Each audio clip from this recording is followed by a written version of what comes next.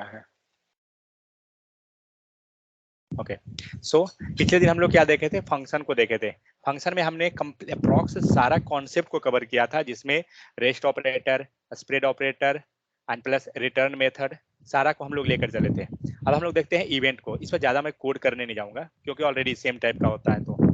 तो इवेंट क्या हुआ, तो मान लीजिए कि सपोज हम लोग अभी क्या कर रहे हैं, पेज को स्क्रॉल कर रहे हैं, ठीक है। तो ये भी एक तरह का इवेंट है। अब मतलब ये स्क्रॉलिंग जो है वो कैसे रहा है, दो पॉसिबिलिटी है, या तो माउस के हेल्प से हम स्क्रॉल करें या कीबोर्ड के हेल्प से स्क्रॉल करें, दोनों पॉसिबिलिटी है। तो दोनों पॉसिबिलिटी पे हम इवेंट लगा सकते हैं। मीन्स जो भी है ये सारा का सारा आपको इवेंट पे हेल्प करेगा। सो अब देखिए यहाँ क्या है, ऑन चेंज। तो जब भी ऑन चेंज का मतलब क्या हो गया कि इनपुट फील्ड है, सपोज दैट इवेंट है।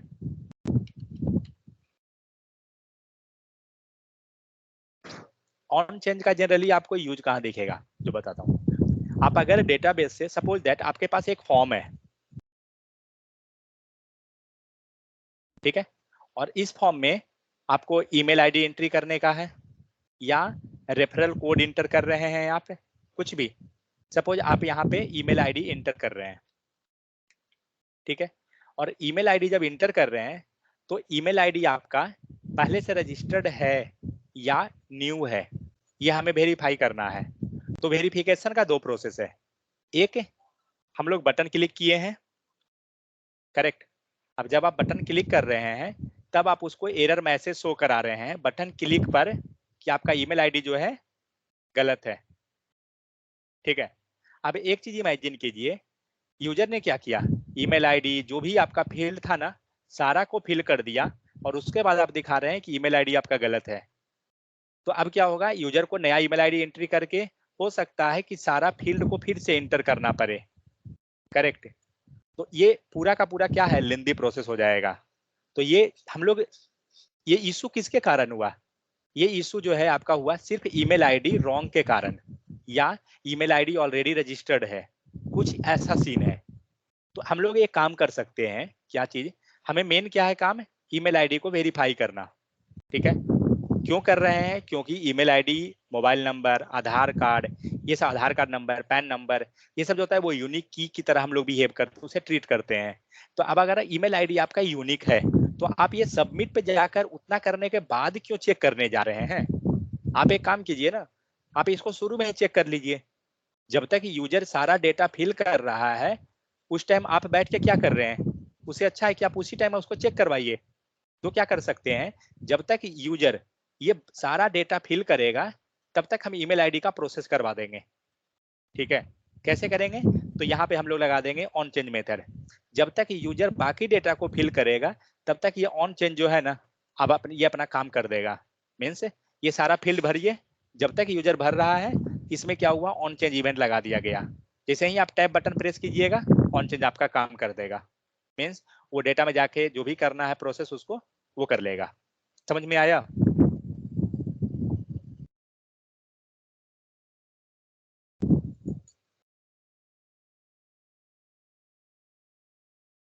Just 1 second.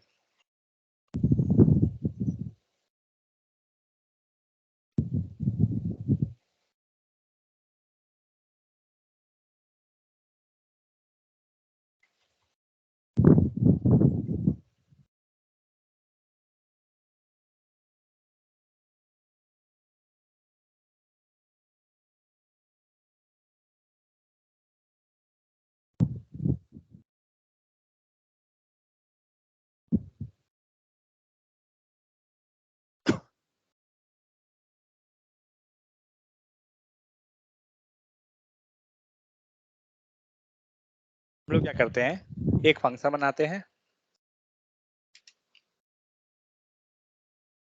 Change sorry change value हो गया, एरर क्यों दे रहा है, ओके फंक्शन गलत है।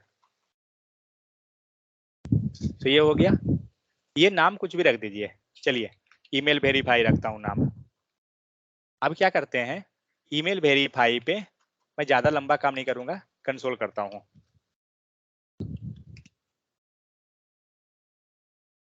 सिर्फ ये प्रिंट करूंगा कंसोल को। करना क्या है, जाएंगे फॉर्म पे, फॉर्म बनाते हैं,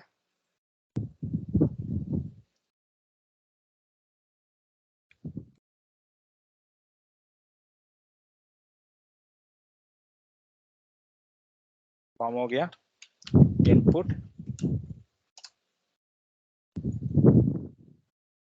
ठीक है, और क्या, ऑन चेंज, ऑन चेंज पे इस इवेंट को पास कर देंगे, ईमेल वेरीफाई को। इस ज्यादा फिल नहीं लूंगा मैं, इसमें हमें बटन लेने का कोई जरूरत ही नहीं है, ठीक है, कोई मतलब नहीं है हमारे पास बटन है या नहीं है, कोई फर्क नहीं पड़ता है,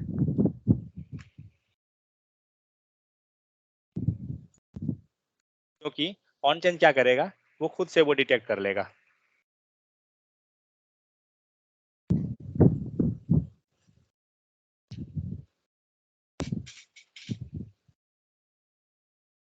ठीक है, अभी इसके अंदर हम लोग कुछ भी एंट्री करते हैं, और जैसे ही आप टैब बटन प्रेस कीजिए या माउस को बाहर रखिए, आपका वर्क कर जाएगा। क्यों, क्योंकि हमने इवेंट क्या लगाया, ऑन चेंज। तो होता क्या है कि जब तक आप दूसरा फील्ड को काम कर रहे हैं, सपोज यहाँ पे हम लोग और भी फील्ड ले लेते हैं, इनपुट, इस टाइप से मैं और भी बहुत सारा फील्ड ले लेता हूँ, ठीक है, और नीचे में हम लोग बटन कर देते हैं SUBMIT submit,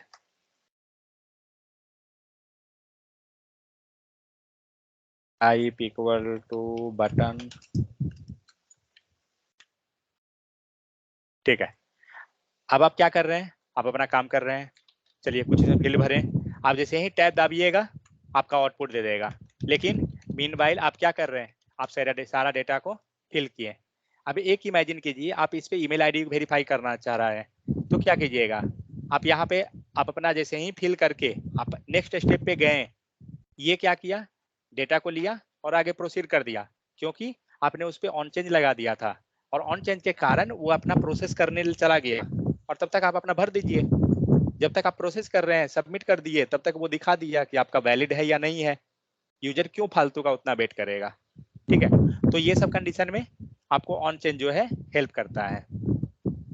next on click, generally हम लोग यूज करते हैं, ऑन क्लिक सबसे ज्यादा जो यूज होता है वो हमारा ऑन क्लिक ही होता है।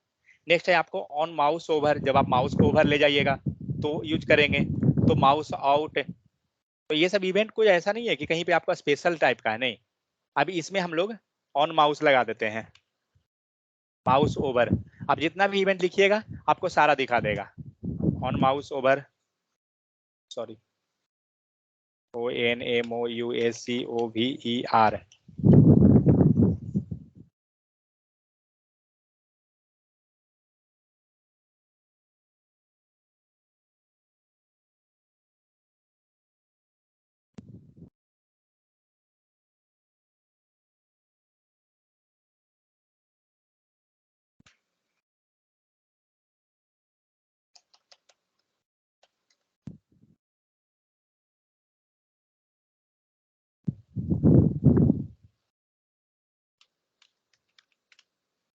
माउस वेरीफाइड, कुछ भी लिखिए ना, कोई मतलब नहीं है।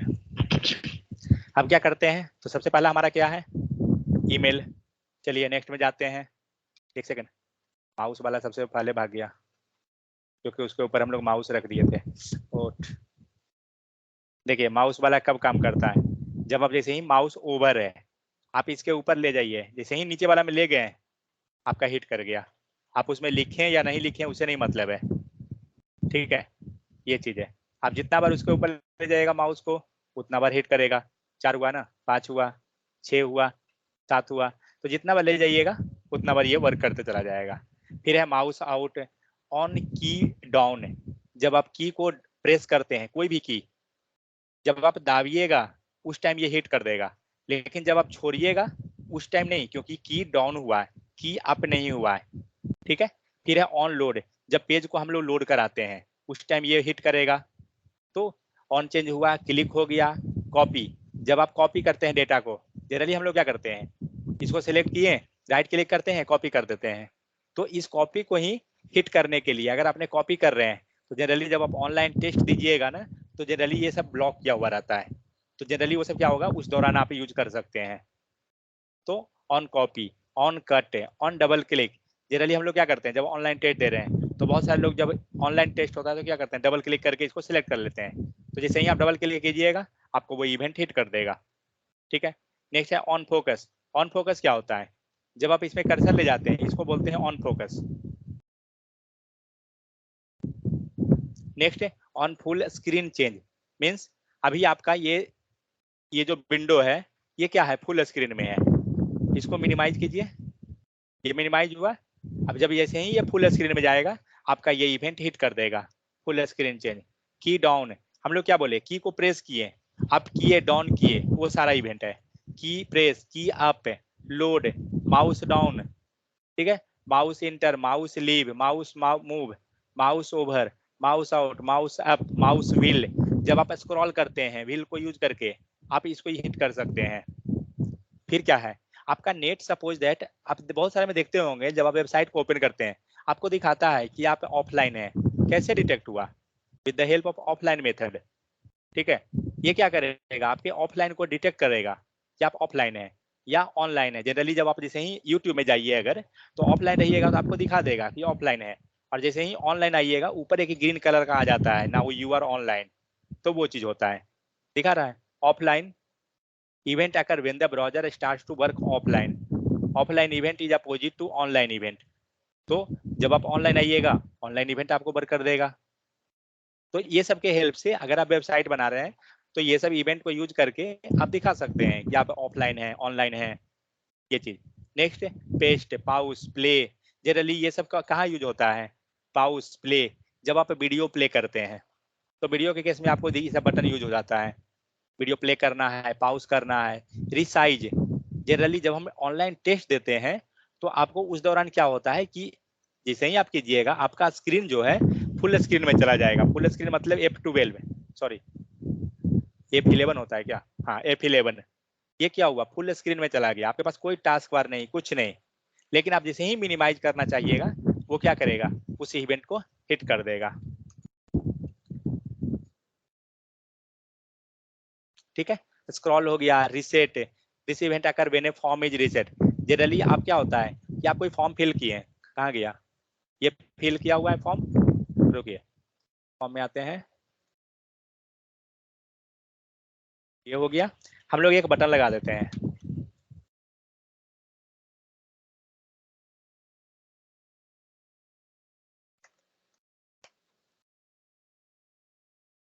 रीसेट, ठीक है, और यहाँ पे एक इवेंट डालता हूँ ऑन रीसेट।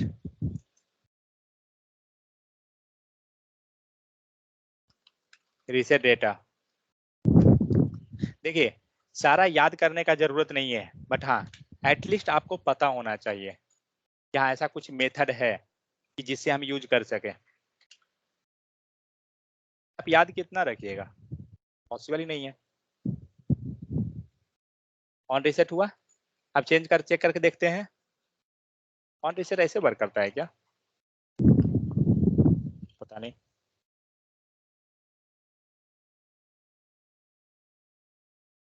देखते हैं क्या होता है, मुझे लगता है वो फंक्शन कॉल करने की जरूरत नहीं पड़ता होगा। सबमिट नहीं, रीसेट करता हूँ, नहीं कॉल हुआ, कुछ गड़बड़ है क्या, कहाँ गया रीसेट। मुझे लगता है ये डायरेक्ट कॉल होता होगा, function on reset, my function नहीं ठीक तो है,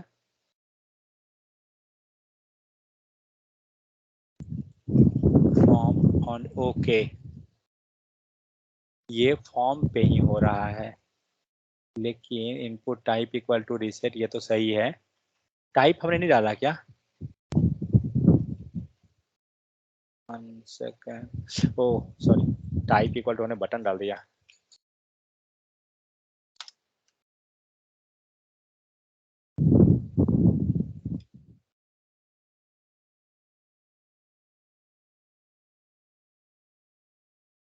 हो गया, तो रीसेट क्या करेगा, आपका डेटा को रीसेट करवाने में हेल्प कर देता है।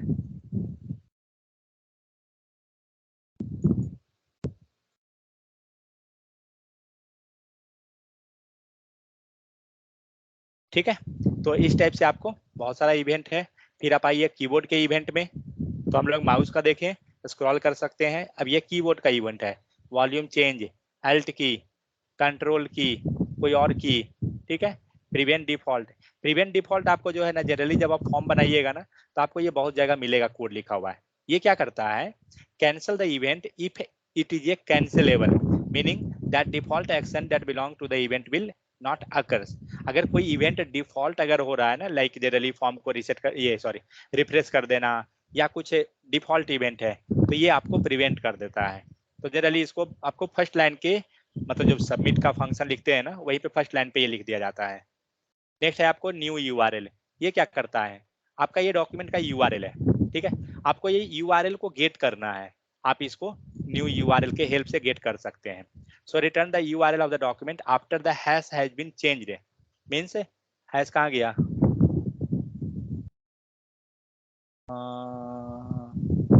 ओके। ये जो ये लोकल होस्ट के बाद जो आता होगा ना, इसको ये रिटर्न करता होगा। तो जनरली हम लोग यूआरएल, जब आप रियल टाइम पे जाइएगा, यूआरएल वगैरह हम लोग को डिटेक्ट करना पड़ता है। फिर आपको है शिफ्ट की। सो इस टाइप से हम लोग क्या करते हैं, उसको कॉल कर लेते हैं इवेंट हैंडलर के हेल्प से। तो जो मेन मेन इवेंट है ना, वो यहाँ पे रखा हुआ है, बाकी सारा नहीं है रखा हुआ। ठीक है, तो ये हो गया है आपको इवेंट के बारे में। नेक्स्ट आते हैं local storage. So local storage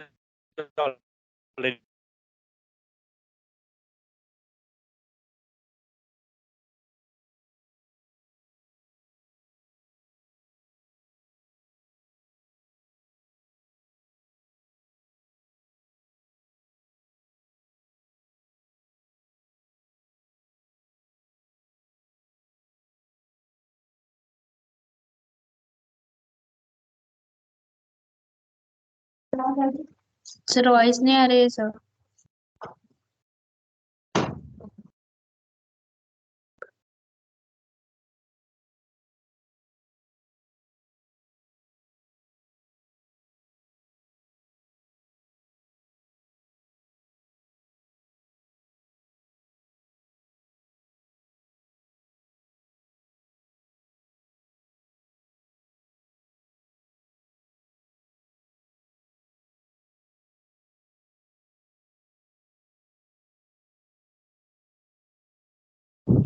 ठीक है।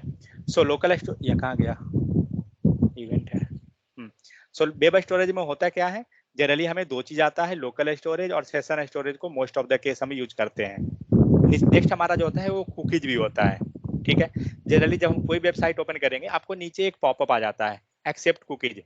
एक चीज ध्यान रखिए, अगर आपको अगर कोई ऑप्शन नहीं दे रहा है डिनाइड करने का, तभी आप उसको एक्सेप्ट कीजिए, वरना एक्सेप्ट मत करने जाइए। ठीक है, कोई अगर कंपलसरी वो नहीं दे रहा है ऑप्शन कि कैंसिल किया जा सके, तब जाकर आप कर सकते हैं, वरना उसको मत कीजिए। लाइक सपोज मैं एक्सेप्ट एक बार ओपन करता हूँ स्टैक ओवरफ्लो को, हाउ टू चेक मैक्स, कुछ भी लिखिए, स्टैक ओवरफ्लो तो देगा ही फिर। दिया, चलिए ओपन करते हैं।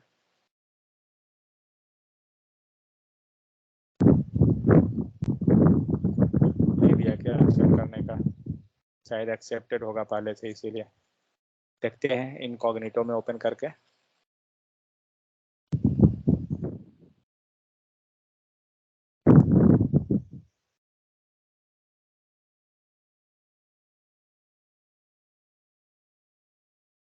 हाँ, आया नीचे warning your privacy by clicking accept all cookies, वही है।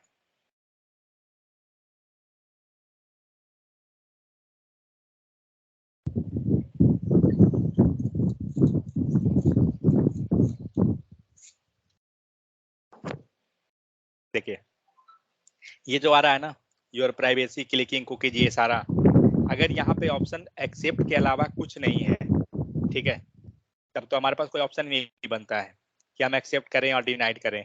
बट अगर हमारे पास ऑप्शन है कैंसिल करने का, तो कैंसिल कर दीजिए। कुकीज एक्सेप्ट करने का जरूरत नहीं है। ये आपका बहुत सारा डेटा को स्टोर करता है, आपका डेटा को लेगा, लाइक आपका ईमेल आईडी, बहुत सारा डिटेल को ये लेगा ताकि आगे जाके ये फेच करे। ठीक है, अगर जरूरत है तो आप, मतलब अगर हमारे पास अभी नेसेसरी कुकीज है ओनली तो हम कर सकते हैं, अगर नहीं है तो डिनाइड कीजिए। बहुत बार आपको ऑप्शन मिल जाएगा डिनाइड करने का, रिजेक्ट ऑल कुकीज, तो आप कर सकते हैं, क्योंकि वो आपको ब्राउजर को आपको टेम्प फाइल में आ जाएगा ना ये सब चीजें। ठीक है, चलिए यहाँ देखते हैं। Okay, so in compare to cookies, web storage के पास क्या होता है एडवांटेज? वेब स्टोरेज के अंदर जो है ना, हम 5 MB डेटा पर डोमेन स्टोर कर सकते हैं। मींस आप local storage and session storage में 5 MB तक आपके पास स्टोरेज होता है। आपके पास डेटाबेस नहीं है, आप नॉर्मल सा एक डेटाबेस बना के लोकल स्टोरेज को बिहेव कर यूज कर सकते हैं। 5 MB तक आपका डेटा यहाँ पे स्टोर हो जाएगा पर डोमेन बेसिस। मतलब सपोज ये यूआरएल, सपोज दैट ये यूआरएल है, इस यूआरएल पे अगर रख रहे हैं 5 MB, दूसरा यूआरएल पे गए 5 MB, फिर तीसरे पे गए 5 MB, इस टाइप से 5 MB मिलेगा आपको। कहाँ गया? ठीक है, next, it will send the data to the server, hence it is faster to faster than cookies. हम लोग it will not send data to the server side, hence it is faster than cookies storage. Okay, ये data क्या कर रहा है, हमें server पे नहीं भेज रहा है, ये हमारा लोकल में है, इसलिए हमारा क्या होता है, फास्ट होता है। Data stored by local storage never expire, but cookies will expire after some time और सेशन। कुकीज के अंदर हम लोग सेट कर देते हैं कि कब एक्सपायर होना है डेटा को, उसका उस हिसाब से वो डेटा एक्सपायर हो जाएगा। नेक्स्ट है जावास्क्रिप्ट स्ट्रक्चर, कुकीज स्ट्रक्चर। सो कुकीज के अंदर होता क्या क्या चीजें, क्या क्या चीजें स्टोर कर सकते हैं। तो कुकीज के अंदर एक डोमेन होता है, दूसरा पाथ होता है, तीसरा नेम एंड वैल्यू होता है। ठीक है, डोमेन क्या करेगा, डोमेन आपको आइडेंटिफाई करेगा कि आपका वेब पेज का यूआरएल क्या है। पाथ क्या करेगा, पाथ जो है एड्रेस को स्पेसिफाई करेगा, डायरेक्टरी और web page on the domain where the cookie should be stored, means किस डोमेन पर वो स्टोर हुआ। नेम एंड वैल्यू में जो फील्ड आप ऐड करना चाहते हैं आप कर सकते हैं। नेक्स्ट क्या है, एक्सपायर्स, आप कब एक्सपायर करना चाह रहे हैं, लाइक 1 घंटा के बाद होना चाहिए कुकीज आपका एक्सपायर, 24 घंटा के बाद आप एक्सपायर कर सकते हैं। मैक्सिमम एज कितने देर तक रख सकते हैं, amount of second after which cookies will be no longer और वैलिड, मतलब कुछ देर के बाद, जितना देर के बाद एक एक्सपायरी आप चाहते हैं आप सेट कर सकते हैं। HTTP only prevents JavaScript from modifying cookies after it had been created, means वो क्या करेगा, उसे रेस्ट्रिक्ट कर देगा मॉडिफिकेशन पे।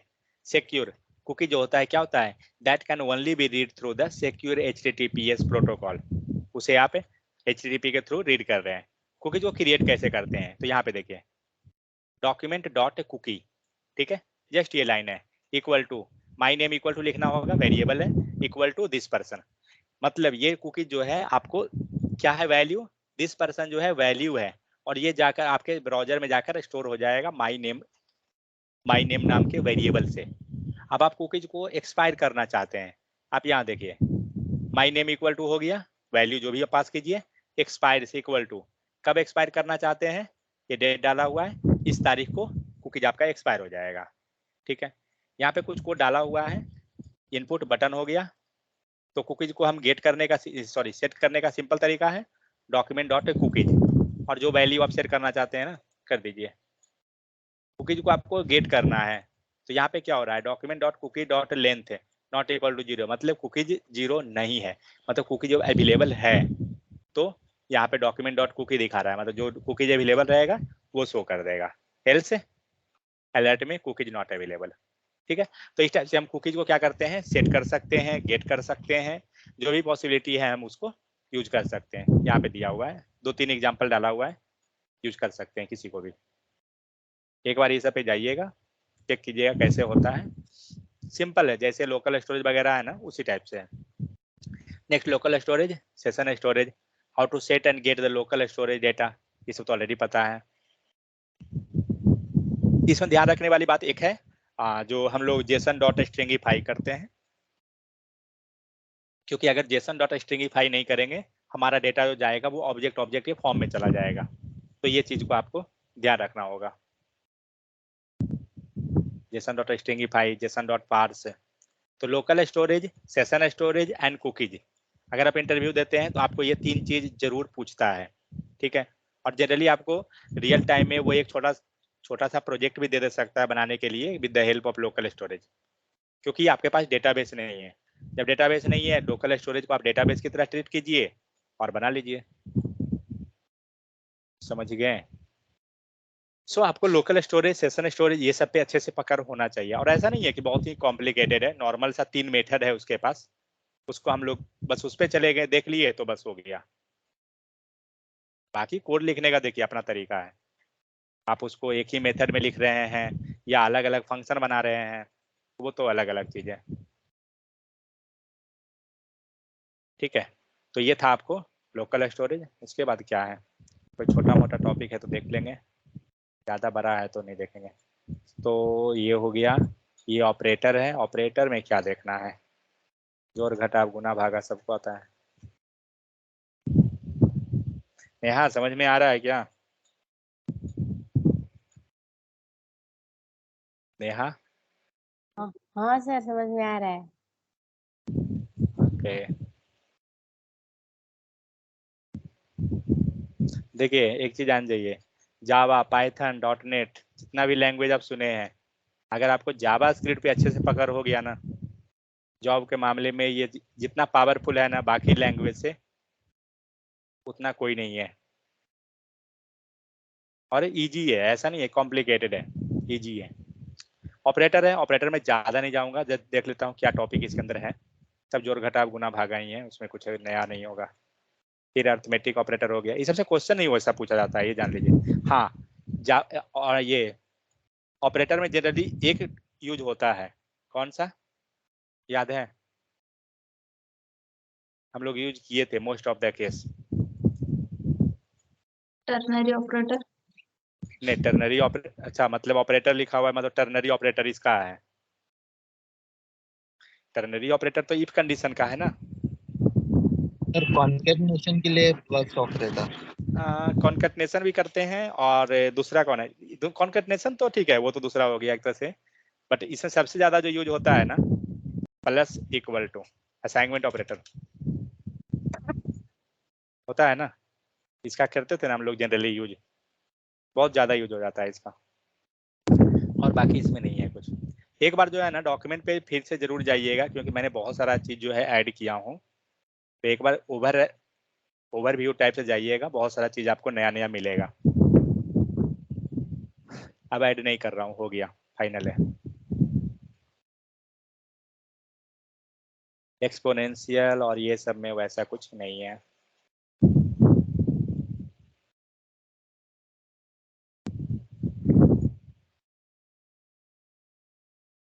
सेगमेंट ऑपरेटर, हाँ ये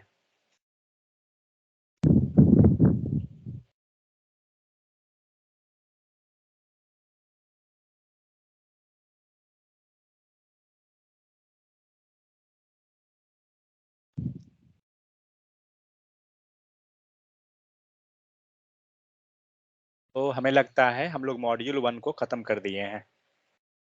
module 1 revision and test, module 1 हो गया है, मॉड्यूल 1 में कुछ नहीं है। चलिए मॉड्यूल 2 का कंडीशनल इफ है, वो तो 5 मिनट का खेल है, 12 बजे तक हम लोग करेंगे, 12 बजे खत्म करूंगा। इफ कंडीशन कौन बताइएगा, बताइए जल्दी। नॉर्मल है, चलिए मैं ही लिखता हूँ। तो इफ कंडीशन के अंदर क्या करेंगे हम लोग, यहाँ पे कंडीशन पास करते हैं, करेक्ट। जनरली यूज क्यों करेंगे इफ कंडीशन को, हमें कोई भी चीज को कंडीशनली दिखाना है, इधर 2 कंडीशन बेस्ड, 3 कंडीशन बेस्ड, कोई एक हमारा कंडीशन सही हो रहा है, उस कंडीशन में हम लोग इफ कंडीशन पे चलते हैं। ठीक है, तो मान के चलिए कुछ प्रिंट कराना है, इफ कंडीशन पे आए और यहाँ पे हमें console.log और हमने कर दिया ए, ठीक है। और ये हो गया इफ कंडीशन का। अब ये डे कब होगा, मान लेते हैं wait, let time equal to 10 कर देता हूँ, और यहाँ पे क्या करता हूँ, time equal to time less than ले लेता हूं,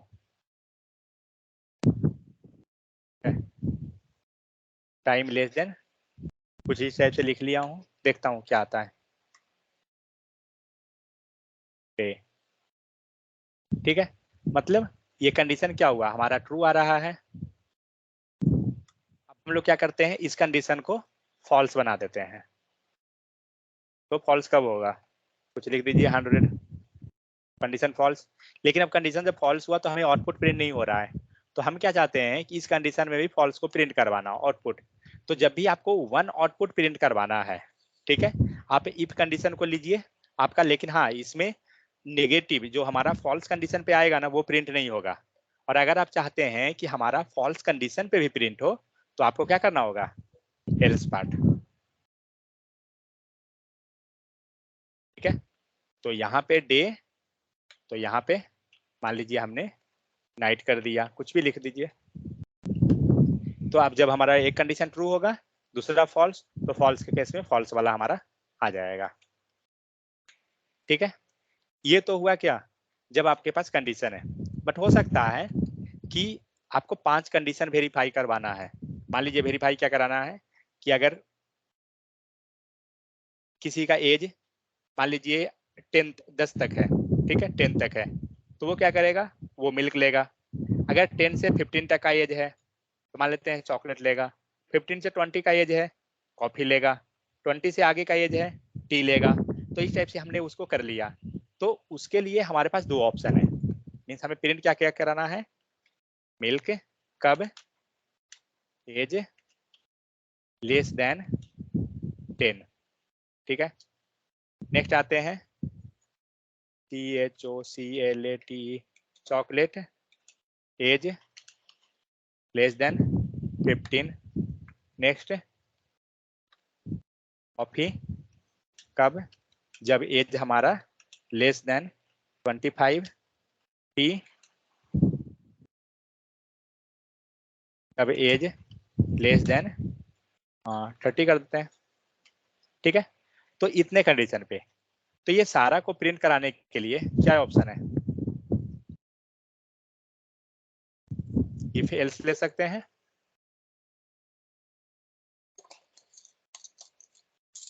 लेकिन सेम चीज को प्रिंट कराने के लिए हम इफ पे भी जा सकते हैं। अगर इफ है, ये कंडीशन मान लीजिए मैं वेरीफाई करवा दिया क्या कि एज लेस देन 10। अभी हम लोग पूरे कोड प्रॉपर कोड पे नहीं जाएंगे, जस्ट हम लोग एक सैंपल लिख रहे हैं बस।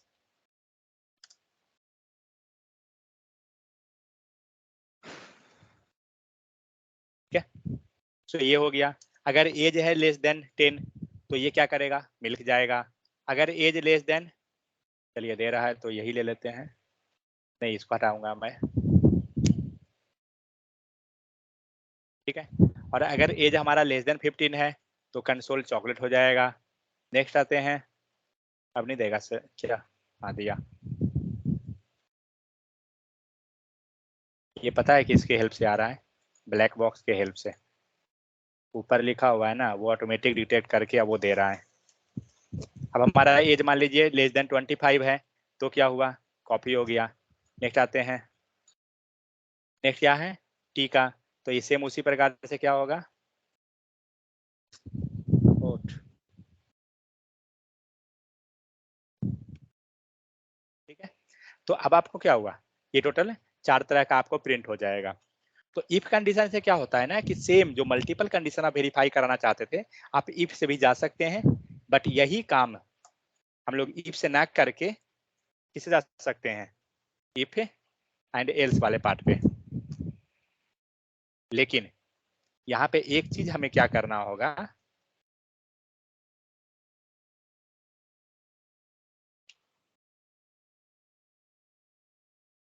इफ एल्स पे तो हो गया, लेकिन मान लेते हैं क्या कि ये फर्स्ट वाला कंडीशन को तो ये दे दिया।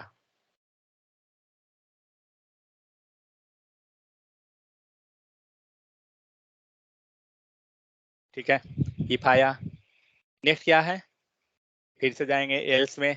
लेकिन जब हम एल्स में जाएंगे यहाँ पे फिर क्या हो गया, हमारे पास मल्टीपल आया, तो इसलिए ये इफ बोलेगा।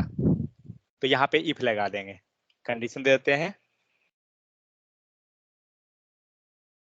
इतना ही लिखता हूँ। नेक्स्ट फिर से एल्स पे जाएंगे, इफ पे आएंगे, क्यों?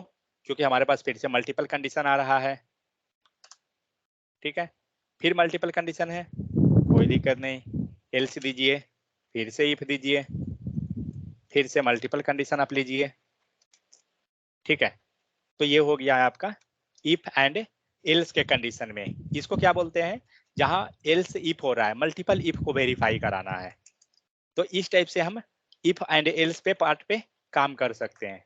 बट इसी चीज का मतलब इफ और एल्स है, एक छोटा सा इफ वाला जो 2 लाइन वाला, मान लीजिए ये वाला कंडीशन, इसको अगर हम एक चाहते हैं कि सिंपल लिखना एक लाइन में, तो क्या लिखेंगे?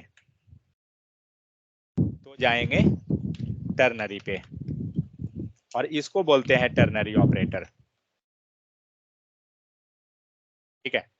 तो अब क्या करेंगे, यहाँ पे क्या करना है, टर्नरी ऑपरेटर पे इसको हम वेरीफाई कैसे, इसको कैसे लिखेंगे टर्नरी पे? ऊपर वाला टाइम इक्वल टू 12, कोड बताइए।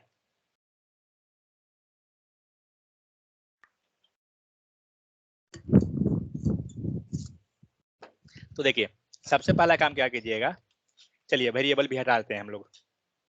सो पहले सैंपल बनाया कीजिए, कभी भी जब पता ना चले ना, सैंपल बनाइए। सबसे पहला सैंपल क्या होगा, इसके अंदर क्या करेंगे, कंडीशन, इसके बाहर कौन सा सिंबल सबसे पहले, इंट्रोगेटिव या कोलन?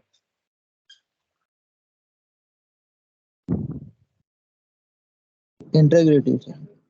पहले आएगा इंट्रोगेटिव और तब आएगा कोलन, ठीक है। ट्रू का किस में आएगा और फॉल्स का किस में जाएगा? इंट्रोगेटिव के बीच में कौन, ट्रू का या फॉल्स का? यहाँ पे आएगा ट्रू का कंडीशन और नीचे आएगा फॉल्स का कंडीशन। अगर आप इतना लिख लेते हैं ये लाइन, तो समझिए आपका ट्रू पूरा कोड, एंड देन फॉल्स। इतना लिखने के बाद क्या होगा ना, आपका पूरा कोड रेडी हो गया।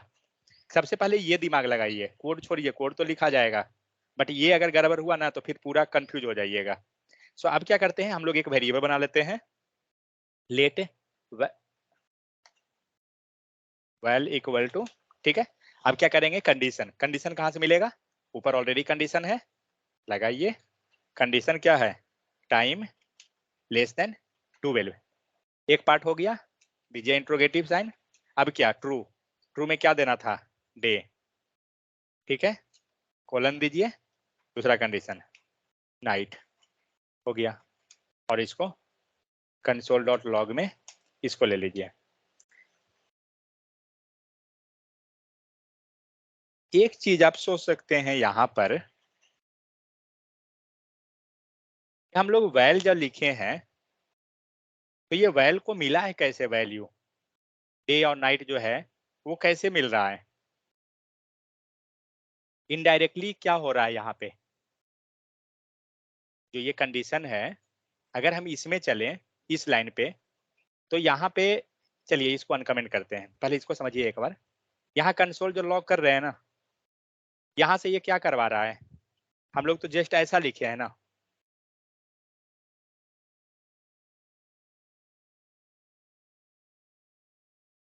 कुछ ऐसा लिखे हैं। अब एक चीज सोचिए, ये बाहर वाले को मिला कैसे है कंसोल में, हम लोग कंसोल अगर कर रहे हैं, इसके अंदर ये कैसे आ रहा है, जो वेल नाम का वेरिएबल से हम लोग ये एक्सेस कर रहे हैं नीचे, ये क्या हो रहा है पता है, रिटर्न डे जो लिखा हुआ है, सॉरी, ये जो डे लिखा हुआ है ना, ये एक्चुअली में ये रिटर्न हुआ है, करेक्ट हो रहा है या नहीं ऐसा? मेरे हिसाब से ऐसा हो रहा है, पता नहीं सही क्या, नहीं कर सकता हूँ, मुझे जैसा लग रहा है। ये यहाँ पे नहीं, यहाँ पर ये दोनों जो है ना, यहाँ से रिटर्न करवाया, और रिटर्न करवा के किसको दे दिया, इस वैल वाले को दे दिया, तभी तो जो कंडीशन सही हो रहा है वही वैल्यू मिल जा रहा है इसको। प्रफुल ऐसा ही कुछ हो रहा होगा ना यहाँ पे, हाँ सर, ऐसा ही हो रहा है सर। वहाँ पे क्योंकि मल्टीपल कंडीशन भी पास कर सकते हैं, जो वहाँ पे हाँ कंडीशन है ना। हाँ इसके अंदर ना, जैसे कि इंटीग्रेशन जो सिंबल है उसके हाँ उसके बाद हाँ और एक कंडीशन, फिर और एक लिख देंगे हाँ, अपन, तो वो भी कंडीशन सेटिस्फाई हो जाएंगे। करेक्ट, इसके अंदर भी जा सकते हैं, मतलब लाइक नेस्टेड इफ का एल्स जो हम लोग करते हैं वो, लेकिन क्या होगा ना, वो थोड़ा सा अंदर, जितना अंदर घुसिएगा वो थोड़ा दिखेगा, टीडीएस होते चला जाएगा, ये चीज है। हाँ, देखिए, मेरे प्रोजेक्ट में वही मल्टीपल कंडीशन से यूज किया हुआ है टर्नरी ऑपरेटर। हाँ कर सकते हैं आराम से, कोई इशू नहीं है। हम लोग किए थे जब क्लास हम लोग मेन जब कर रहे थे, तो हम लोग वहाँ मल्टीपल को इनबिल्ट अंदर अंदर डाले थे हम लोग। तो कर देखिए, उसमें कुछ नहीं है, बाहर कंडीशन लिखिए और बाहर से उठा के इसके अंदर डाल दीजिए। जैसे देखिए, मान लीजिए यही कंडीशन मुझे लिखना है डे के पास, ठीक है, हटाइए इसको और यहाँ पे डालिए, हो गया, एक कंडीशन हमें मिल गया यहाँ पर से, समझे। तो इस टाइप से उसको रखते चले जाएंगे मल्टीपल को। एक ब्रैकेट गायब हुआ है क्या, एक ब्रैकेट यहाँ नहीं, सही है। तो मल्टीपल जितना इसके अंदर डालना है ना, जा सकते हैं। बट एक चीज क्या है ना, टर्नरी ऑपरेटर को कभी भी ज्यादा लंबा नेस्टेड के लिए यूज नहीं करना चाहिए। जिसे एक दो तक ठीक है, इफ एल्स इतना तक, बट अगर हमने इफ एल्स इफ फिर से दो तीन मतलब दो तीन बार इफ एल्स लगा हुआ है, तो यूज मत कीजिए, ये बहुत ही टीडियस हो जाएगा, क्योंकि अंदर समझना डिफिकल्ट हो जाएगा, ये चीज है। बट यूज करने का कर सकते हैं, कोई वैसा रेस्ट्रिक्शन नहीं है उसमें।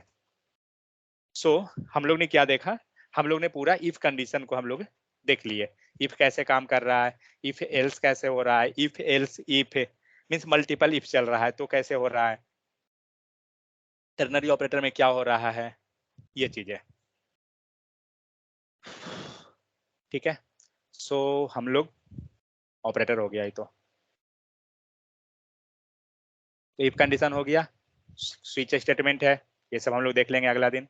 तो मॉड्यूल 2 में ज्यादा टॉपिक नहीं है, क्योंकि मॉड्यूल 2 में सारा का सारा कंडीशनल ऑपरेटर ही है इसके अंदर, तो ये हो जाएगा, कोई इशू नहीं है।